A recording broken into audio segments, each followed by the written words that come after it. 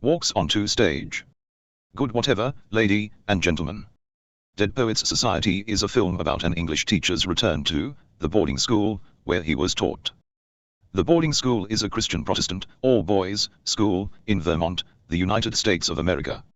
Vermont is north of New York and above Massachusetts state. The school is steeped in tradition and a place where the wealthy, influential American citizens send their children to turn them into leaders of men. Pauses. Oh yeah, almost forgot. Spoilers. Smirks. Robin Williams stars as the English teacher, Mr. Keating. Or, oh Captain, my Captain, if you feel daring. Is significantly younger than the other teachers, and introduced to the entire school as the new, old boy. The school conducts itself formally, with the children being ruled with a rod of iron. Although, the iron is birch, in reality. The film was made in 1989, a time where discarding the old traditions was fashionable, with the period of the film being set in 1959. A time when there was no such thing as a teenager. Children became adults when they reached 21. Until then, children were to be seen and not heard, with every adult's responsibility being to beat the child into shape. Sometimes, literally. If you pay attention to the film, you will notice a great deal of attention being paid to set the scene. Peter Weir directed the film and took care in making sure the film was realistic and portrayed the story accurately, whilst allowing the actors freedom to interject and adjust their characters' scripted behavior when required. Pauses. An indication of the strict regime the teenagers suffered was the lack of entertainment, with the school forbidding radios. Pauses. It's a science project. Honest. Smirks. In Mr. Keating's first lesson, the pupils behave normally, as does Mr. Keating. It is not clear if Mr. Keating decides to break with tradition on the spur of the moment, or if Mr. Keating's intention all along was to be a disruptor. Pauses. Given Mr. Keating's youth and the way boarding schools were meat grinders, Mr. Keating's empathy was with his pupils. The parrot style of teaching that he had been subjected to as a teenager had only added to his trauma. Pauses. Mr. Keating starts to draw on the blackboard, the graph being explained in the preface to the textbook on poetry. Mr. Keating is clearly mocking the author as he draws and mocks the method of teaching, perhaps even mimicking his old teacher. Smirks. Mr. Keating turns to the class and orders them to rip out the preface pages. The class do not understand, and a kerfuffle and a din rises from their confusion. So much so, that another teacher comes into the class to put down the rebellion. Mr. Keating reassures him that all is well, and that the boys are following his instruction. Pauses.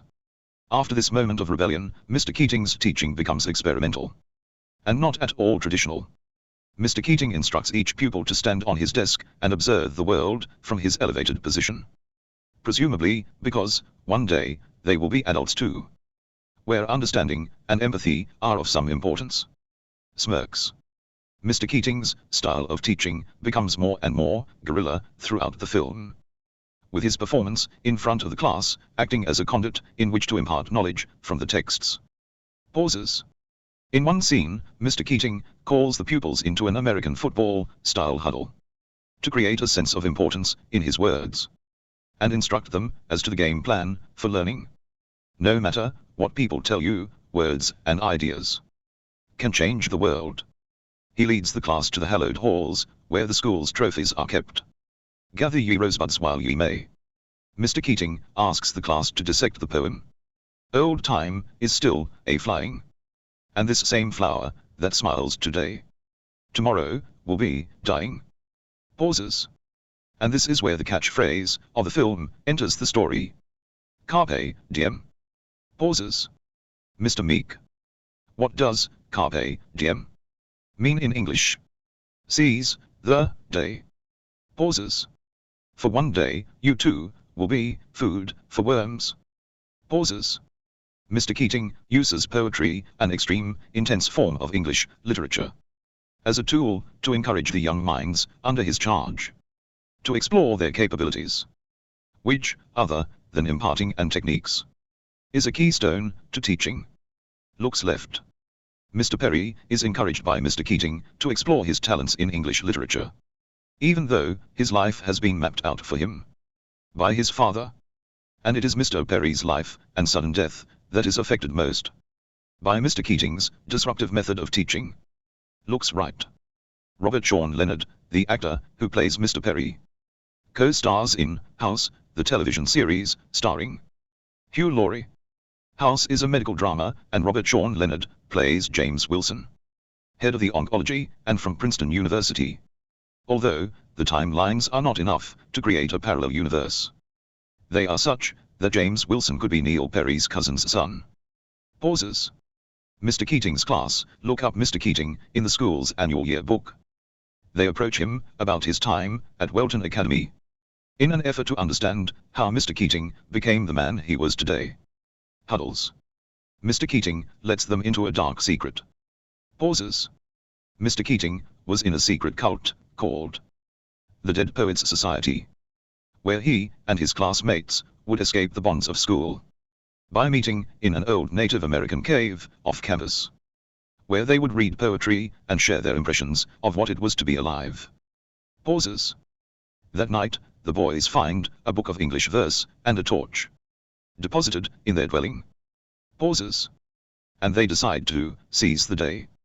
In modern terms, Mr. Keating had groomed the young boys into becoming an insurgent force, bent on the destruction of society through interpretive dance and verse. Looks left. And what will your verse be? Pauses. What will your verse be? Looks right. Mine. My verse is Brian Brain's deep thought.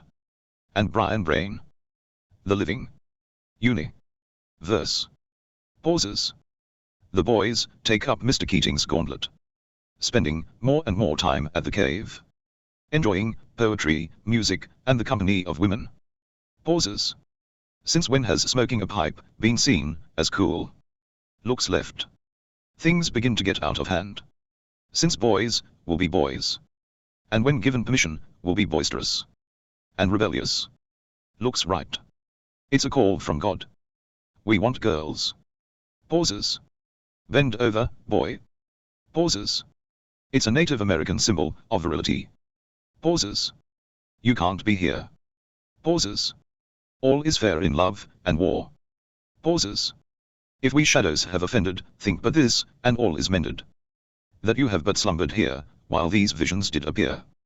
And this week, an idle theme, no more yielding, but a dream. Gentles, do not reprehend. If you pardon, we will mend.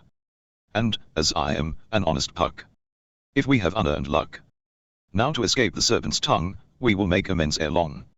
Else the puck, a liar call. So, good night unto you all. Give me your hands, if we be friends, and Robin shall restore amends. Looks left.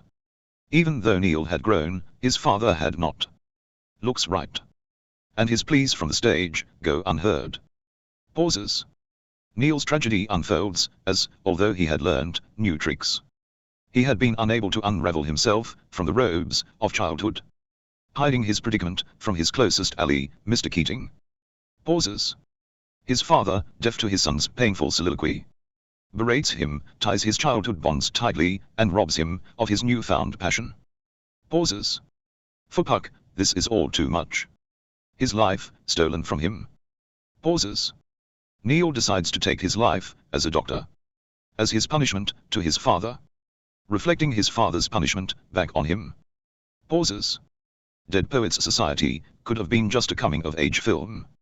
Instead, it chooses to make parents aware of the dangers of teenagehood, as had Romeo and Juliet 400 years earlier. Although, this time, the love was a passion, and the fate brutal, without a ruse. Pauses. Or a rose. Pauses. The members of the Dead Poets Society feel the lesson Neil taught his father all too keenly. Pauses. With Todd taking it the hardest. Pauses. Mr. Keating is the scapegoat, with the school unable or unwilling to adapt to the emerging modern society, where teenagers exist and children are not possessions. Pauses. Todd is first to stand on his table and let cry, "Captain, my captain." Pauses. with the remaining members of the Dead Poets Society joining the chorus of "Captain, my Captain." Pauses. This cheers Mr. Keating, since his lessons had not gone unlearned. It's a positive ending to an otherwise downer of an ending.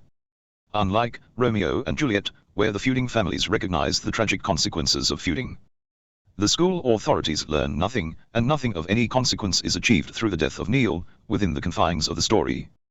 The film's ending is firmly aimed at the audience. Pauses. Who is to blame, if anyone, for the tragedy? Clearly, the father's reaction to his son's disobedience was at the heart of the extreme reaction, along with the pressures that society, old and new, place on the teenager. Pauses. Within the film, it was clear that Neil was a round peg, being hammered into a square hole by his father. Pauses. With Neil folding his life, neatly, as best he could, into the life his father had carved out for him. Pauses. Within the film, the tragedy of the son being unable to communicate effectively with his father informs the audience about the time in which father and son were living. Parental relationships are difficult, and the inability or unwillingness to communicate between generations is a fatal flaw within any society. Pauses. Robert Sean Leonard, who plays Neil Perry, is a co-star in the television series House. He plays an oncologist, Dr. James Wilson, a close friend and colleague of House. The age of Dr. James Wilson does not tie into the Dead Poets Society. For a close relative, it would have made a good callback had Dr. James Wilson been the son of Neil Perry, or his alternate life, as mentioned earlier. Pauses. But, alas, time has its own momentum. Pauses. For Robert, being known as the one who would rather die than be a doctor really paid off. Rolls eyes. So class.